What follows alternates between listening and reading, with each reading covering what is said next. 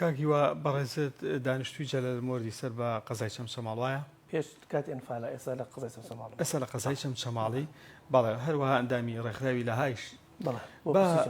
بەڵێ بە ئەو پرسیارە بکەین بەڕاستی جەلەلمۆرد خەڵکەکەی قوربانێکی زۆری داوە و خاچ پیرۆزی کوردستان وە خاوەن زۆرترین ئەنفالیشن دوێنێ کە تەرمەکان گەڕایەوە خاچ پیرۆزی کوردستان چی پەیامێک بوو بۆ ئێوە و چی گەیاند بۆ ئێوە؟ زۆر سپاس بۆ بەرنامەکەتان دەستخۆشتان یەکەم وەڵا دوێنێ بۆ ئێمە دوو ئەتوانم بڵێم خۆشش بوو ناخۆشش بوو یەکێ لەوانە ناخۆش بوو کە ڕووفاتەکانمان دوای 35 ساڵ لە زیندە بە ساڵکردن گەڕانەوە بۆ لامان و چاومان پێیان کەوتەوە دووش هەمان کادا دڵخۆش بووین کەوەی ئێمە لەو ماوەی 35 ساڵە داواکارین کە ڕووفاتەکانمان بۆ بگەڕێتەوە دوێنێ لە مەراسیمێکی شکۆدا بە هەوڵماندبوونی بەڕێز خانمی یەکەم عێراق دادەشاناس دەستخۆشی لەکەین کە توانی ڕووفاتەکانمان ئەو ڕێژەی کە هەڵدرابەوە کە خۆی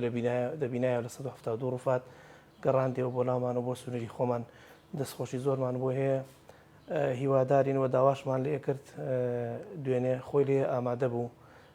یەکێ لەوانە دایکم بوو داوای لێکردوتی دادەشاناس هیچ مەکە ڕووفاتەکانمان هەمووی بۆ بێنەوە ئەویش بەڵێنیدا گوتی بەدڵنیایە و بەڵێن بێ گوتی تا دوا ڕووفاتان بۆ دێنمەوە ئەوە مژدەیەکی زۆر خۆش بوو بۆ ئێمە بۆ کەسوکارێن فان ینی بڵێن بەڕێزت جگە لە باوکو و کەسوکارت کە ئەنفال بوونە لەم ڕووفاتانی 1970 دوێنێی شاری چەمچەماڵ کەسوکاری ئێوەی تیا بوو بەڵێ خۆی ئەم ڕووفاتانە 1970 ڕووفات بوو لە 2019 و کنۆپشکنینی بۆ کرابوو هەڵدرابەوە بەڵام لە توبعەدی بەغدا دانرابوون نەگەڕابوونەوە فترێ زۆر بداوامان نەکرد ئیتر بە هەر هۆیەکەوە بێ هۆیە ناگەڕاندرانەوە ئێمە زۆر تەکیدمان کردەوە جەختمان نەکردەوە چەندین جار نوێنەرمان کەسوکارمان مخاتبەی وەزارەتمان نەکرد لانی پەنیدارمان نەکرد بەڵام نیانەگەڕاندەوە دوجار دادەشاناز ئەم ئەرکەی گرتە ئەسۆی خۆی و گەڕاندێ بۆمان لەناو ڕووفاتەکانە چەند پێناسێکی تیا دەرکەوتووە چەند پێناسێکی گوندەکانی ئێمەی تایە چەند پێناسێکی گوندەکەی منی تایە یەکێ لەو پێناسانە بە ناوی عەبدوڵڵا کەریم ئەحمەد کە خەڵکی گوندەکەی منە خۆی و لەگەڵ حەوت برا خوشیترە لەگە دایکە لە ناو ڕووفاتەکانایە ئەوەی کە دۆزرا بێت و تەنها پێناسەکەی ئەو زیاتر ڕوونە کە دەستی داشی گرتووە و گولە باران کراوە خۆی و حەوت برا بەڵێ حەوت برا خوشک بەڵێ خانەوادەکە کامل هەمووی زیندە بە چاڵ کراوە یەکێ لەو هەویانە ئەو بەڕێزەیە کە داچی گاتەوە خزمی باوکم چەند پێناسێکی تری تایە بەڵام وەکەڵی گڵەکە و ئینەکە چەند ساڵە بەسەرا ڕۆیوە تۆزە شێواندۆتی ئەوانە تەبەن بڵێ ناسراوەتەوە و خەڵکی گوندەکەی ئێمەی تایە بەداخەوە کاگاوارە چونکی لەگەڵەوەی کە زیندە بە چاڵەکری پێش زیندە بە چاڵەکەش تۆ گولە باران کرێمە هەر خۆی کارەساتە ئەوجا بمبورە نمونێکی زۆر دڵتەنگ و تراژیدای دێنێ تیا بۆ لە ناو ڕووفاتانەیە مناڵێکی 11 ساڵە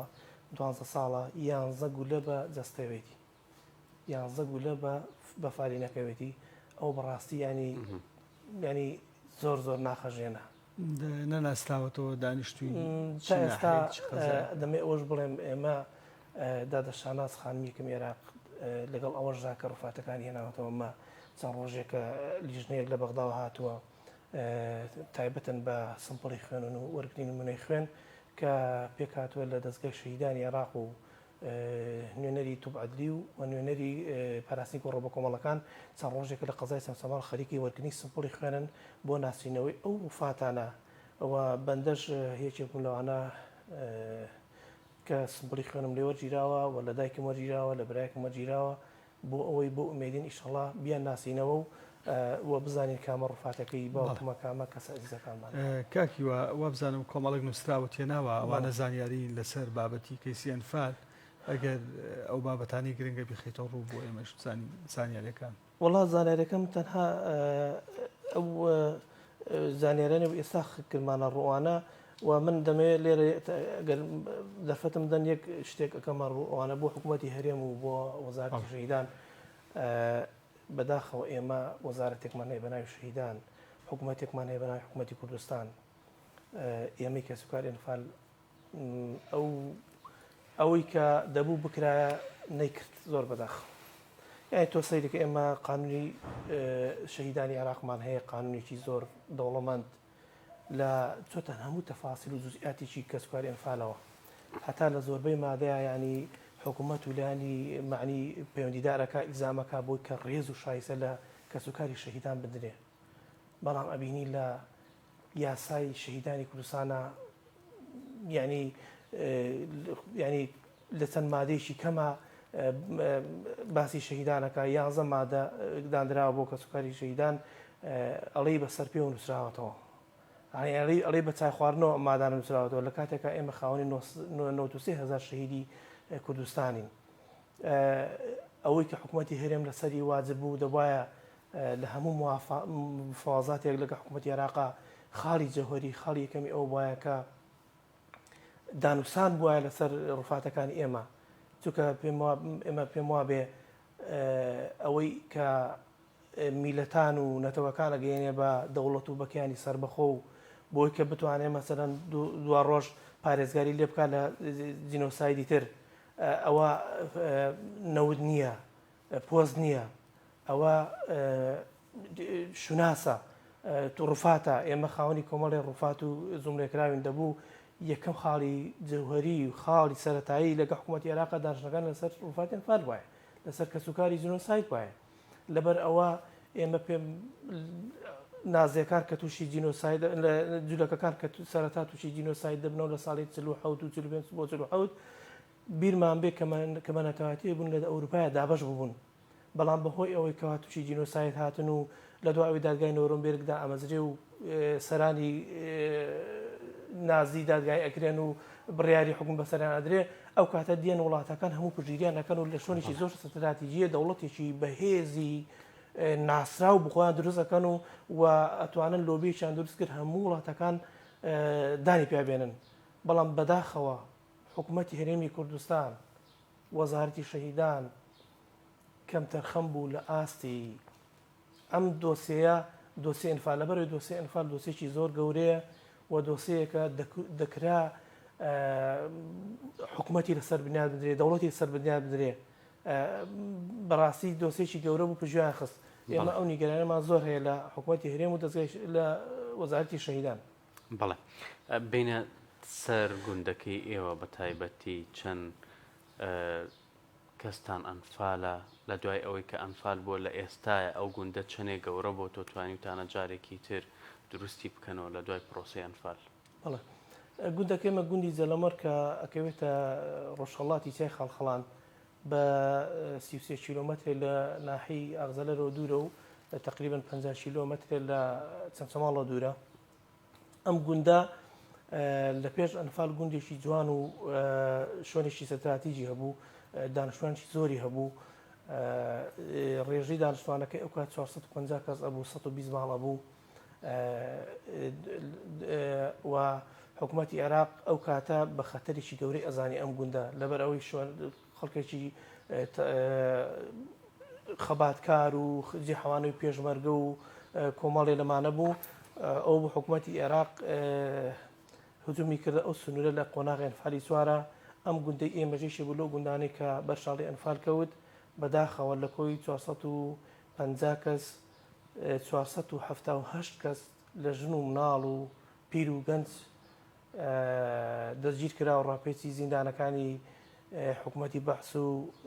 گۆڕغەریب و زیندە بەچاڵ کران تقریبا 47 کەسمان برانە نوگرە سەلمان ئەو بوو دوای چەند مانجێ لێ ئازاد کران بەڵام زۆر بەداخەوە لە ئێستادا ڕێژێکی کەمی ماوە هەمووی کۆچی کردووە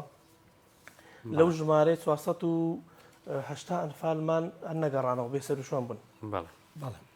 لە کۆتاییە ئەگەر پەیامیشی گشتگیرێتە بێ بۆ تەواوی خەڵکی کوردستان بۆ کە سوکاری ئەنفال یاخود بۆ لایەنە سیاسیەکان چ پەیامەکەنێری وەکو کوڕ ئەنفالێک یاخود وەکو کە سوکاری ئەنفال بەڵێ وەڵام من داواکارم لە کە سوکاری ئەنفال کەم تەرخەم نەبن لەسەر داواکاریەکانی خۆیان ئێمە زیاتر تەئکید لەوە ئەەکەینەوە قەرەبی معنەویمان بکەنەوە قەرەبی معنەوی چۆنە لە هەموو دنیایەکە لە هەموو وڵاتێکە بە وڵاتی خۆشمانەوە بە یاسای وڵاتی خۆشمانەوە هەر کاتێک یا قانونێک کە دەرئەچێ کە کەسێ تەعویز دەکرێتەوە بە زەرەری مادێکەی ئەخەمرێندرێ بە خانۆکەی ڕووماوە سیارەکەی شکاوە بە قەرەبێکی پار ئەکرێتەوە لە هەمان کاتدا قەرەبێکی معنەویش ئەکرێتەوە ئێمەش داوای ئەو قەرەبوو ئەکەینەوە لە حکوومەت و لانی پەنیدار کە ئاکەین داواکارین ڕفاتەکانمان گشتی بۆ بە جوانی هەڵدان و بۆمان بگەڕێنەوە و بەردەوام بن لەسەر وەرگرتنی سمپڵی خوێن بۆ ئێمەش بە کەسوکارمان شاد بینەوە و لێرە دیسان دووبارەیەکەمەوە شانازخان خانمی یەکەمی عێراق بەڕاستی ئەو کردی دوێنێ دڵخۆشی و بۆ هەموو کەسوکاریان فعالی یعنی کەسوکاریان فعال دوێنێ لەگەڵ ئەوەیە کە خەمبار بوو لە کاتی هاتنەوەی ڕفاتەکان ئەوانە کەسوکاری دێتەوە لەگە ئەوەشان زۆر دڵخۆش بوو کە ئەم ژنە توانی پۆستەکەی خۆی بەکاربێنێ بۆ 2000 ڕفاتی 172 کەسمان بۆ بنێرێتەوە و بەڵێنیشتیدا یەکێ لەوانە بوو هات بۆ لای دایکم خۆی هات بۆ لای دایکم لە داشتەکە گوتی دایکم پێی گوت گوتی دادە شاناز یەک تکایمان هەیە ڕفاتەکانان بۆ مەهێرە لەوێ بەس بە لە ناو عەرەب بن بۆمان بێنەوە ئەوەی وتی وعد بێ بەڵێن بێ گوتی هەمووتان بۆ هێنمەوە بەڕاستی یعنی بۆ هەواڵی زۆر دڵخۆش بووین دەستە خۆش بێ سپاس بۆ تۆ کاکیوە